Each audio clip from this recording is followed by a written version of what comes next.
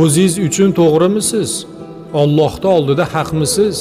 İnsanlarga nima qilasiz to'g'riligingizni, yaxshiligingizni, haqligingizni isbotlashga harakat qilib? İnsanlar o'zi xohlaganicha o'ylaydi. O'zi to'g'ri deb bilgan narsani qabul qiladi. Noto'g'ri bo'lganda ham.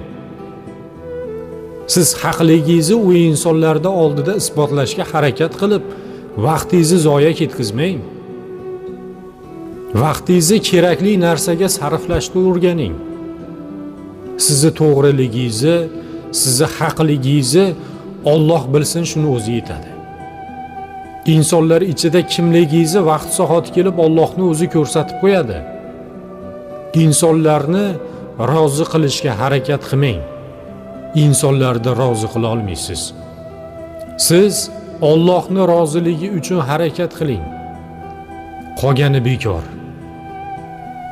Qolgani bekor.